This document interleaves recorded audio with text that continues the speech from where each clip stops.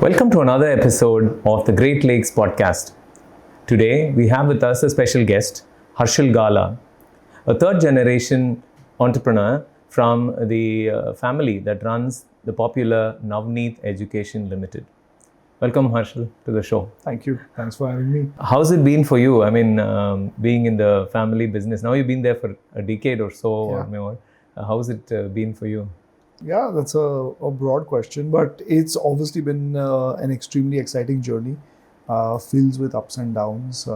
Me specifically, when I joined the family business, the family itself was on a very interesting phase where, they were looking for the next growth engines. Okay. And, me coming in as the first member of the third generation and, the good line of siblings to follow, it was my responsibility to, kind of set the stage that, it's not just about maintaining what is built so far, and the legacy that the grandfather and his brothers, my second generation, my father and his brothers, they all have built. It's no longer the requirement to just maintain that, what is the next growth engine.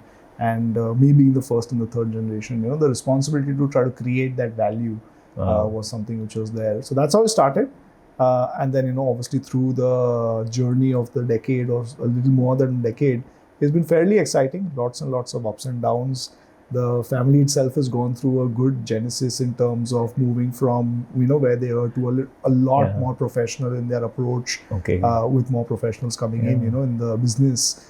And it's been very, very exciting. Yeah, I mean, so exciting. I really am looking forward to hear a lot more from you. But before that, can we start right at the start? I mean, what started off as a small business started by your granddad trying to sell books, today has really become one of the important players in the education sector in India today. Yeah. So tell us a little bit like a 3-minute, 5-minute history of how it started from a little bookshop to trying to become, an influencer, not just of stationery and books, but today looking at shaping technology in education.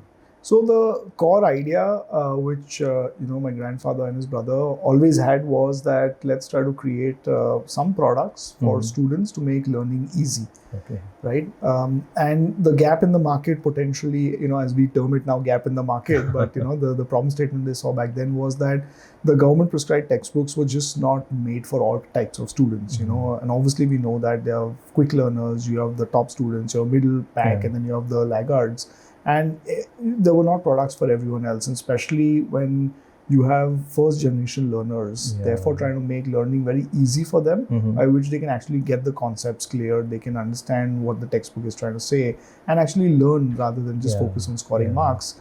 That was not existing, and therefore they start creating, one product and then another and a series of solutions around the same idea, and then you start moving in the market, you start growing from strength to strength, you start building relations with the academic teams to, create content, to create, relations with schools and teachers to sell that, text and books.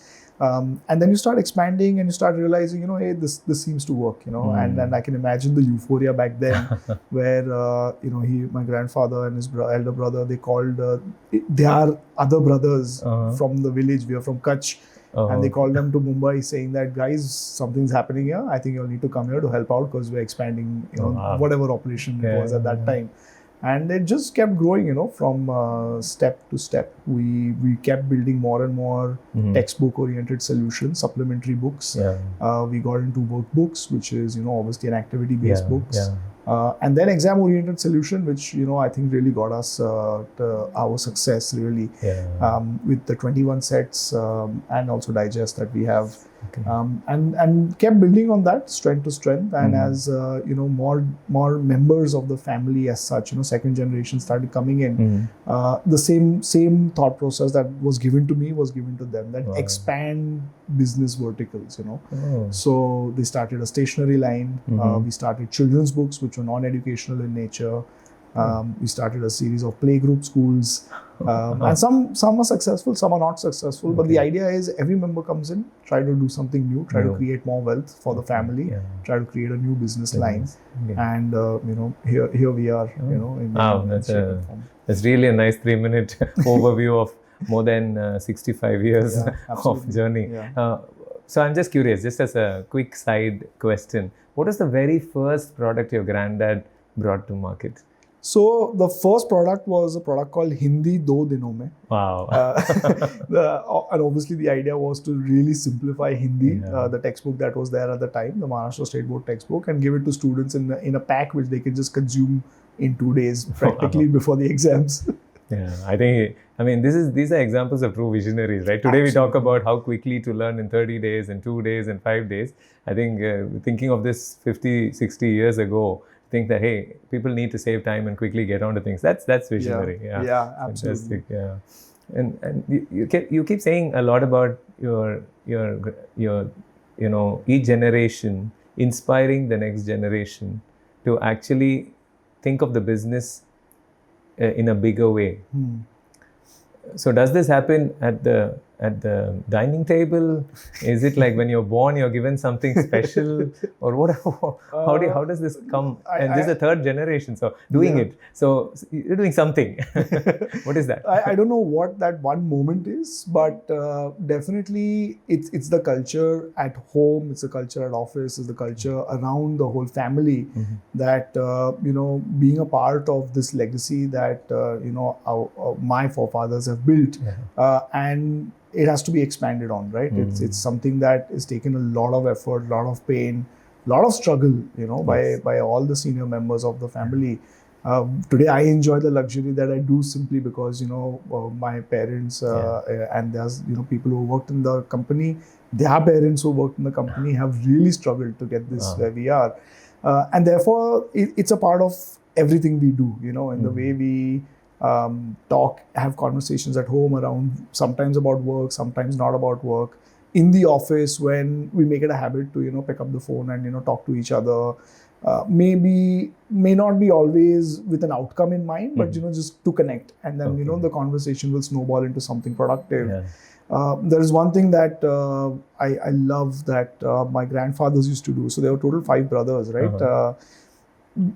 They made it a point, no matter what happened, they would talk to each other every day. Each one would talk to each other one every day. Every day, wow. And especially towards the end, where I am also in the business. So, they all have set their routines around when they will talk to each other. Yeah. So everybody in the whole family knew that, okay, 5 to 5:30, this person is calling that person. Wow.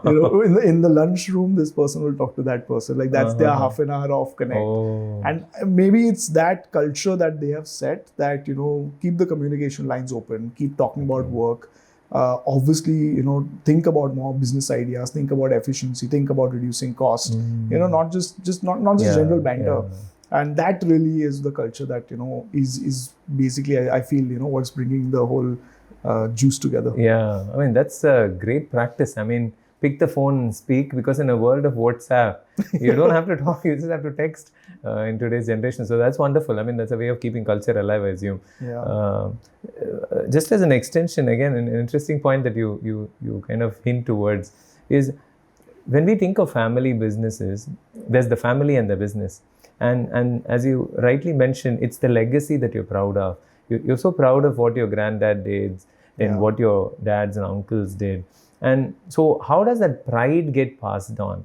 In the sense, how does somebody, is it like you intern early when you're kids, you walk into the office regularly, or how does that pride get on? Because I'm sure it's not like you're not getting a lecture every week on how important it is, but how do you think it happened to you? For me personally, it happens by seeing, every single person, by the action that they're doing, sets the example for me. By the time I joined the business, the first generation and the second generation were full-fledged involved in the business. So seeing how the first generation individuals, kind of behave in the role that they have to play. Like, they were going through the transition of passing on the business to the next generation when I'm entering. So how do they behave, the work ethic that's there. So till practically the last days, every single member of the first generation went to office at 9 o'clock, stayed there till 6 o'clock. Like no matter what happens, if it's and all 7 days. No matter what happens, 7 days they were there, the aura that they carry around them. You put the entire 70-hour discussion to shame. Now we're saying, hey, we are not even talking 70 hours in 5 days. We're talking about all 7 days. Yeah. That's and wonderful, yeah. Without fail. So my dad goes to office till date all 7 days. Wow. Yeah. That's not been passed on, but and that inspires, right? Yeah, Eventually, you see that effort, you see that hard work, you see the way they deal with people. You know, like my grandfather's eldest brother was very strict in terms of how he wants things done. He's very disciplined, and sometimes you would tell someone off, in the office, and my grandfather then balances that out, by giving the softer side to the same employee.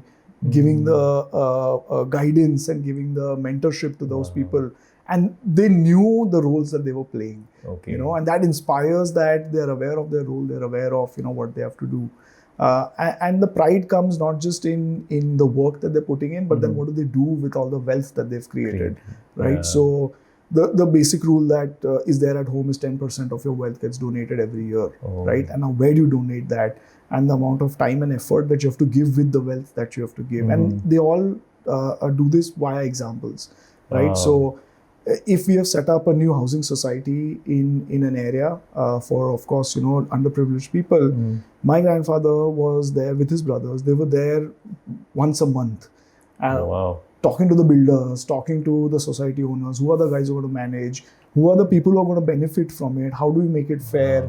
And it's that holistic individuals that each one of them were that really inspires, and that gets passed on. Like I remember in my summer vacation, 10th standard, in school summer vacations, Dad used to take me to the factory where, you have to basically load all the books and the parcels onto the trucks, right? And I still remember this visual so clearly that there was one truck which was just not, for whatever reason, the shape was not right or whatever. So ideally, a truck would take around 150 parcels, and this was not fitting. So Dad has rolled up his sleeves. He has gone on the truck floor. He's trying to map the books and the packages in such a way that no matter what happens, I will fit 150 parcels, on this truck. Like I will not let it go. And that image is stuck, And this is all of this happens like 6 p.m. onwards. So we are there every day from 6 p.m. to 12 p.m. To midnight. Making sure that all the supply of all the books that have come in gets shipped, on that night itself. So I guess it's, for me at least, what I'm seeing is what is inspiring me.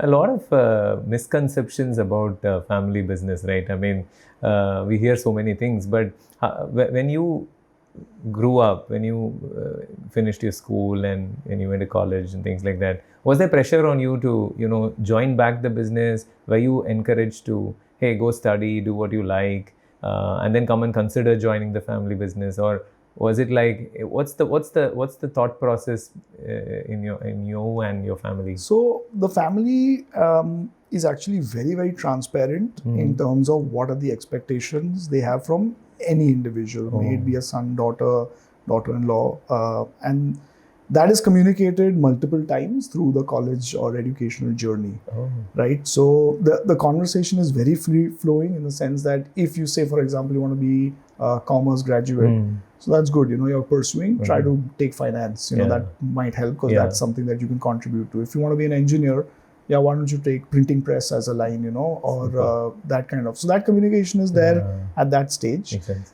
The transparency is also maintained in terms of the expectation, as you're asking, in terms of what to do after you study, right? So if the requirement as an individual, I feel that I need to, get some work X and come back, it's almost documented in a sense that you can do that for 2 years. After that, you have to come back, right? If you want to join the business, you have a year-long induction program that you have to do within all the verticals of the business, and then you can pick and choose which direction you want to grow the business in. So these are like unwritten knowns that all young generation or everyone entering the business is aware of. But obviously, the expectation is that we've built something which is fairly large, fairly scalable. And has so much more potential to grow. So why don't you join in here and be a part of the legacy and expand the legacy? Here, I mean, induction for a large company's employees, first time I'm hearing induction for family members. Can you tell us a little bit more? Oh, I mean, I thought they were already part of the family business. No. So how and why was this system put in place? Or do you have a sense of that? Why did your grandparents or parents decide to have something so formal?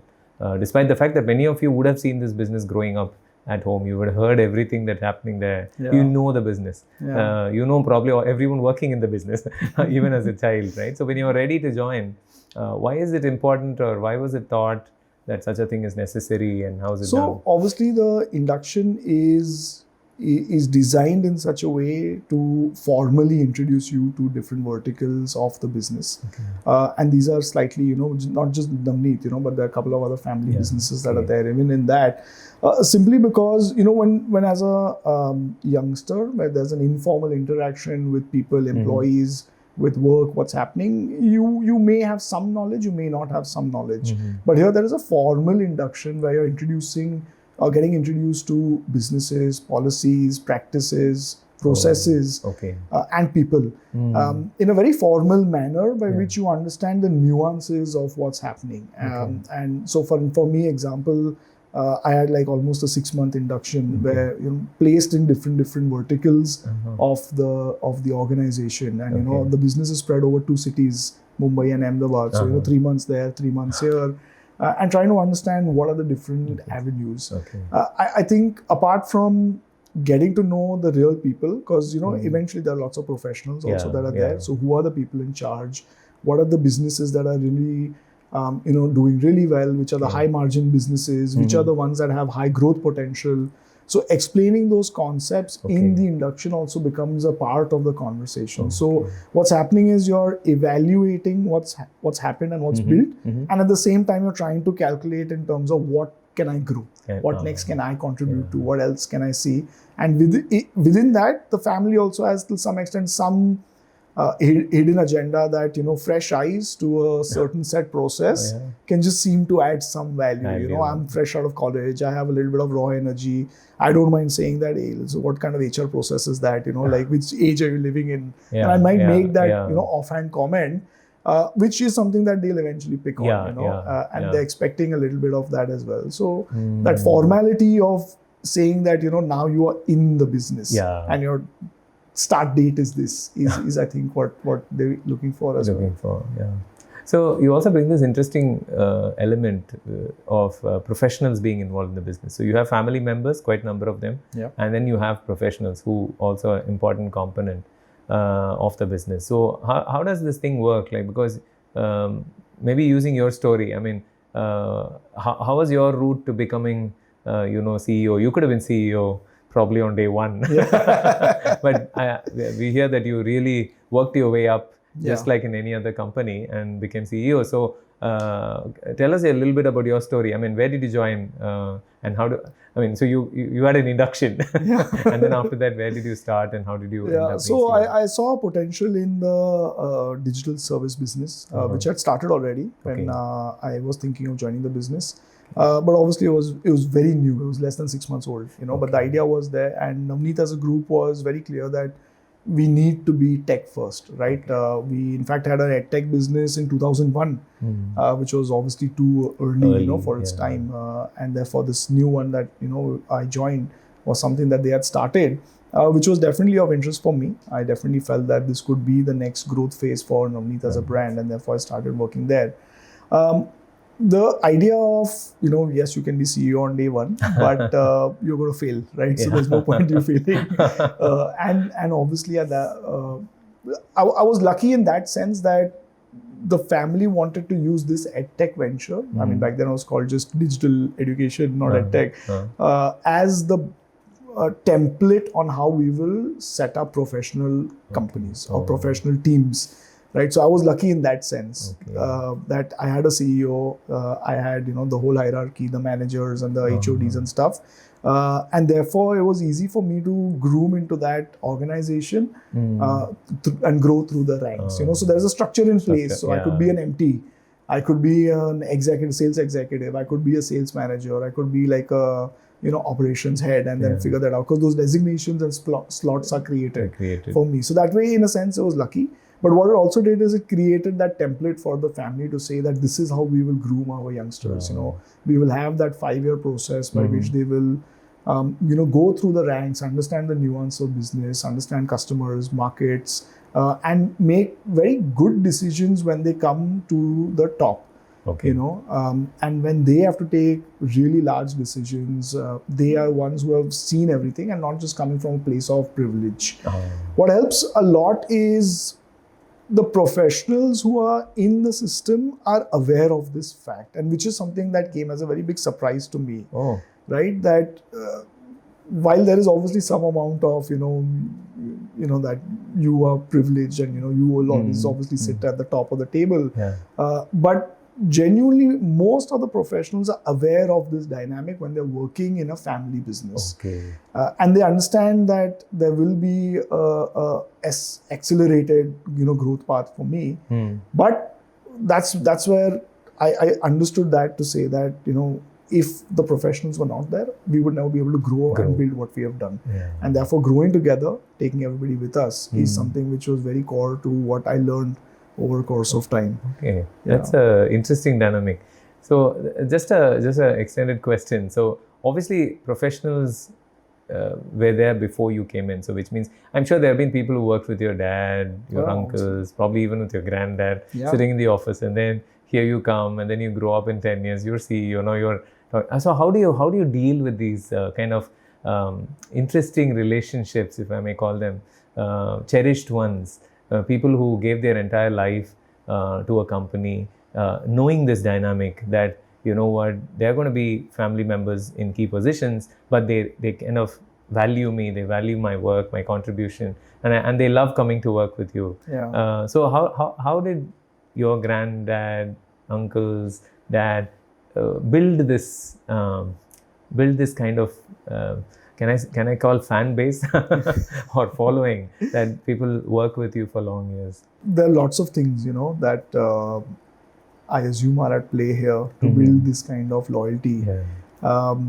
We obviously want to pinpoint what that is. But it's hard because obviously we've tried to think about what it is. But I feel a lot of it comes down to the culture that we've set. Like the way my first generation set up the company and all its employees was practically like a family.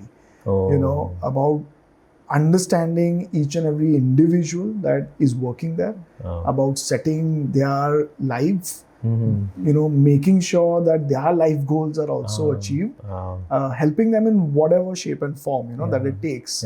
And creating an environment by which they think this is their home or their second home. Not just for us as a family, but also for them. And that culture as a family, and small things you do, in terms of there will always be a hot cooked meal served at lunch for every single employee.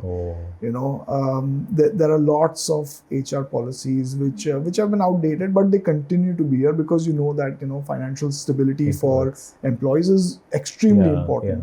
About having cultural events, which bring families together, their families as well together in the organization to be a part. One great thing I've learned, which I've been able to practice as much as I want, is to attend their social events. When they invite you for a wedding, when they invite you for like their child's naming ceremony, to go there and to be a part of those ceremonies. And it's that culture that starts really going through the rest of the organization, and everybody seems to emulate this after a point. You spend 5-6 years in the organization, you will start emulating that. You feel the urge to help the colleagues out. You feel the urge to give back to society, which is a very strong part of Navneet, as Navneet Foundation. And to build this family rather than to just build transactional organization. Well, let me just pick a little bit on the giving part, because you seem to have mastered the art of giving as a family. So how did you because you made some sort of a rule, and then the most interesting part of whatever you told me is not just giving out the wealth, but ensuring there's a little bit of effort attached in giving off that wealth, which makes it very, very interesting. Why that? Is there any thought process behind it, or is it why did you institutionalize it? It definitely is coming from the fact that we came from nothing, right? My grandfather and his brothers had nothing when they came to Mumbai. In the 50s, they had no money. They just knew that they have to do something to earn, right? And they've lived on the streets. They've slept on footpaths. They've driven trucks. They've hauled books. They've pushed hand carts, delivered things by themselves. So they've seen that, right? And therefore that empathy towards someone who needs it is so strong. And now that, when you have or you are in a position to actually help someone else out, it is almost a duty to give back. Like you just have to do it, and maybe that's the core that keeps us going in terms of this giving back. And while the empathy emotion may not be so strong, like obviously I've been privileged enough not to see those hardship days, and therefore it gets institutionalized in such a way that the ethos of it continues, right? It doesn't die out because I don't feel so strongly about it. And therefore there are lots of steps that the family takes, setting few of these unsaid rules, making sure you set the right example by attending those events, putting the hard work. So we run around 5 hospitals. For basically the low cost hospitals that you run, right? You subsidize the cost of treatment. But how much time do you spend there? How do you sit with the trustees of the hospital? How do you professionally let that run? And how do you engage in a dialogue with them by which you constantly keep improving that? And that's what I'm seeing with my second generation. My uncles and all, they're spending so much time on the weekends just trying to figure out that that's working fine, and that inspires, obviously. One great thing I think they did is they decided, let's try to document all the hard work that we have done. And which was a very unique idea because it just keeps going on, right? You don't pay too much attention to it. So luckily for me, my wife was tasked with documentation of all the work that's happened in the last 50 years in terms of CSR. And she created this beautiful coffee table book on the hundreds of activities that have happened over the last 50 years. And so many of them were being discovered as the book was being made, because there were donations that you make, one person, someone's education bill you've paid, or, some animal shelter you sponsored. And you don't know that because it's a one-time effort, and which happened maybe 25 years ago. And now when she was connecting with people, she was linking, getting new connections, and finding out so many other things that the forefathers did. And that book serves as a really emotional roller coaster, through what we need to do as a family. Wow, so interesting. So, I don't think this question is going to be any surprise to you, but so the value of stories in a family business. From whatever you're telling me, I'm now beginning to think there's some passing down or handing down of stories. Hey, this happened. Your granddad did this. Your dad did this, or sharing of these things through stories, a powerful element.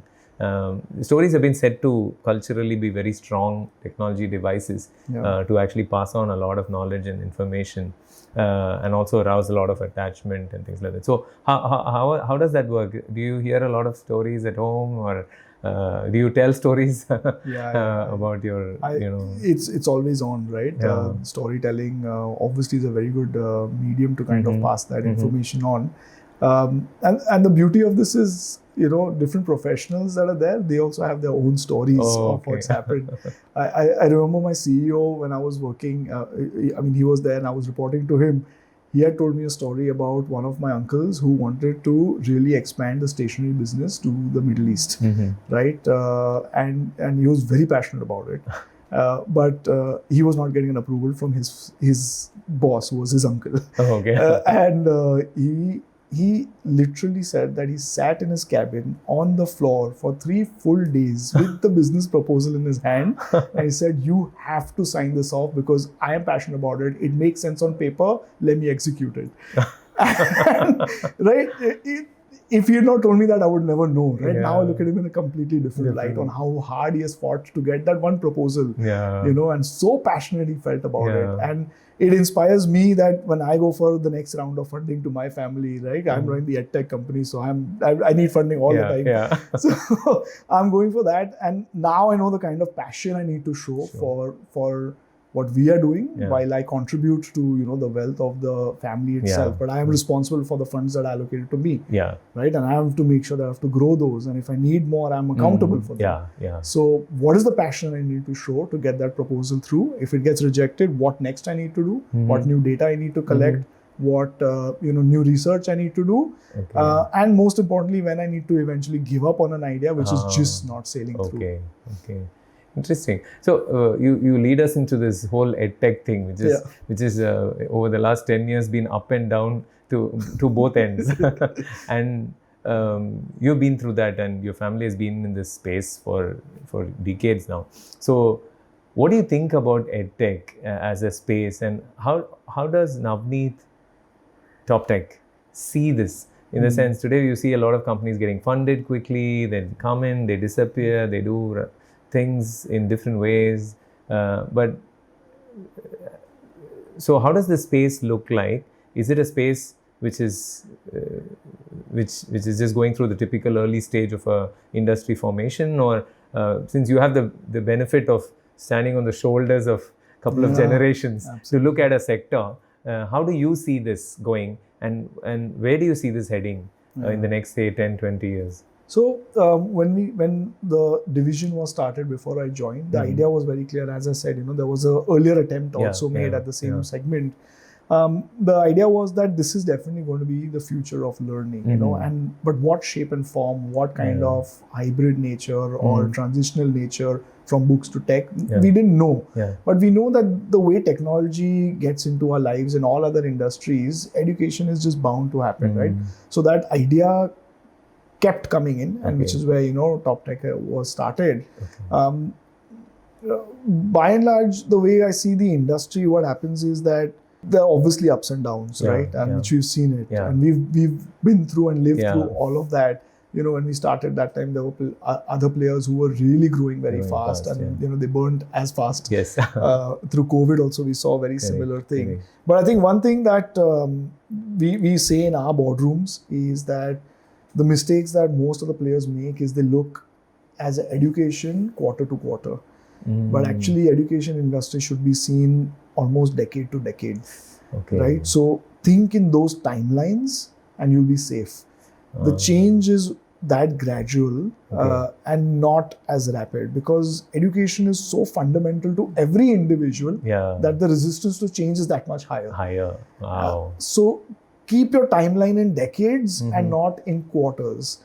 And that's the philosophy we've been through, So when in COVID, there was so much excitement around let's double down, triple down, 10x down on our investments, because we had the fundamentals in place, right? So let's do it. And we were so clear that just don't. It's fine. Wow. Nothing will change. COVID will end. Students will come back to school. Create a solution for schools for a post-COVID environment. So don't do nothing. Right? But think what's going to happen 10 years later. 10 years later, students will be back in school, and what kind of new technologies they will need, start creating those today.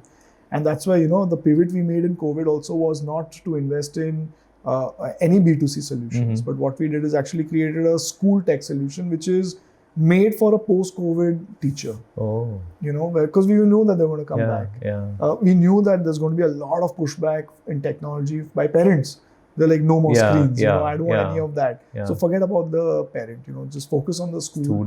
Try to see what automation you can bring to the school. Because school's going to be concerned about costs. Because keeping a school alive, a post-COVID is going to be very difficult. So how do you create technologies to reduce cost for schools? So create those ERP tools. So those are the kind of thought processes that are natural discussion in our boardrooms. So when we see like a new startup that pops up, comes on all our WhatsApp feeds, and everybody shares it on the group saying that XYZ has got funded and this is the valuation and all.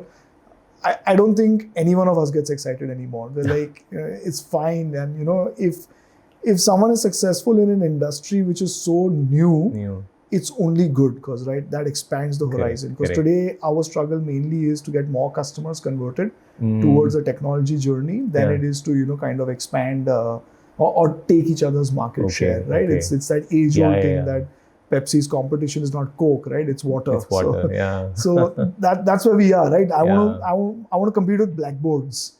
Not with another Edtech player. So that's the way we see Just it. Just a quick extension to this is, what do you think about AI and education? I think it's the most controversial topic today. But how does TopTech think about AI? And tell us a little bit about this exciting thing called Navneet AI. So obviously we are excited about AI. There's no question about it. AI is something that you just cannot escape, right? In any industry, as an individual, as a professional, or as an organization, you cannot escape it. You cannot ignore it. It's past that phase where it was just a fad and got over. It has created value. It has disrupted industries, and it is definitely here to stay. So for us, we were not very clear, but we got a very good opportunity to try to create a solution of giving a tool to generate content for teachers in the classroom. And that's when Navneet AI was born, that I am struggling to create all types of content. Teachers are saying they want animations, they want question banks, they want PowerPoint presentations, interactive activities, games, match the columns and what have you. And I'm trying to create it, but I just can't keep up, with the demand. And that's when AI comes in as a solution. And I'm like, this is beautiful because now what I can do is I can use my core, which is the content that I have, use that as a fundamental base, train a large language model on that base and create a education AI. And then you top that up with an extremely usable interface for teachers, which is indexed the same way how a textbook is indexed. And then give them all the options of different types of content generation, which is what AI is, Gen AI at least is used for, and give that tool to schools. So that idea materialized very, very well, all thanks to the professionals, that we have and super talented people that we have in the organization.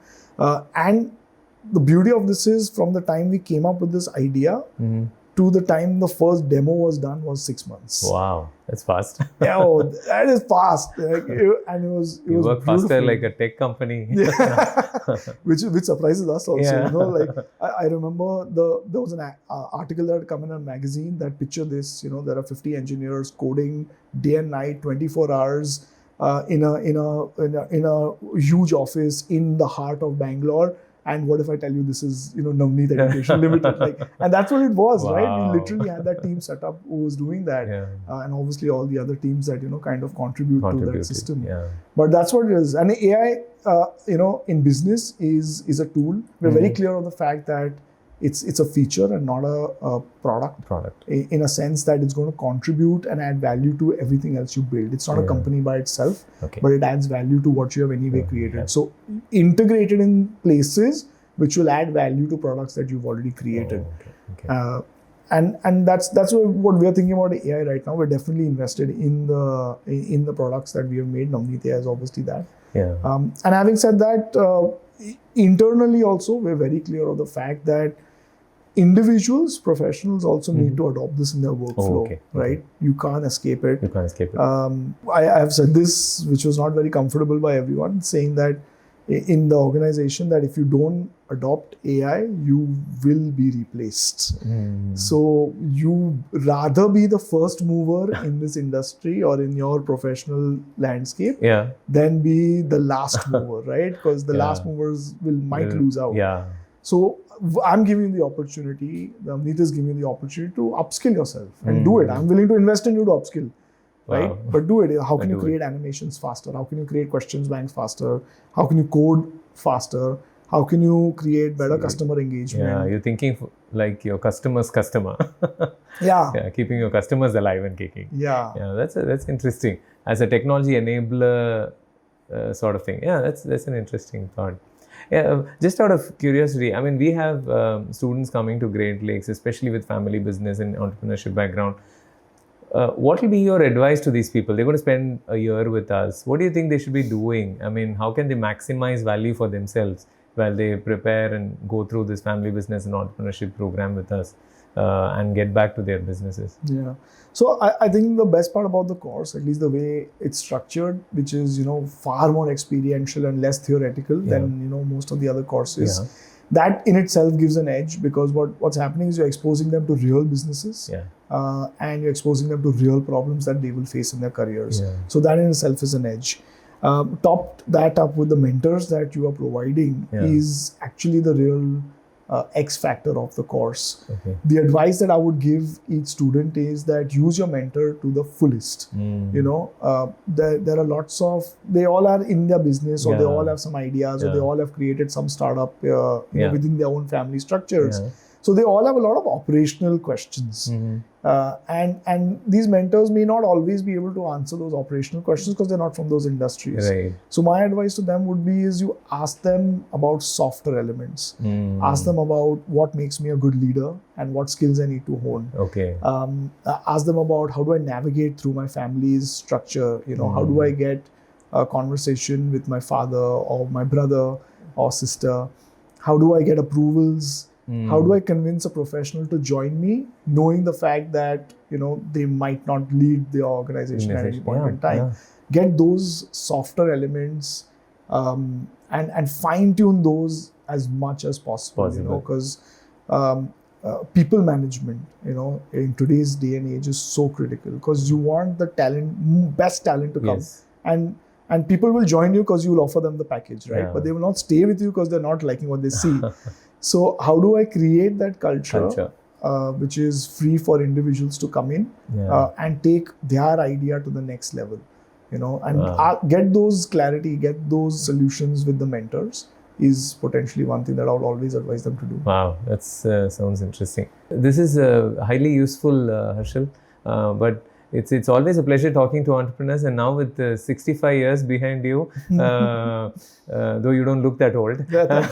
So standing on 65 years of experience, and then kind of bringing this whole tech into a sector that's aching for solutions, if I may call it.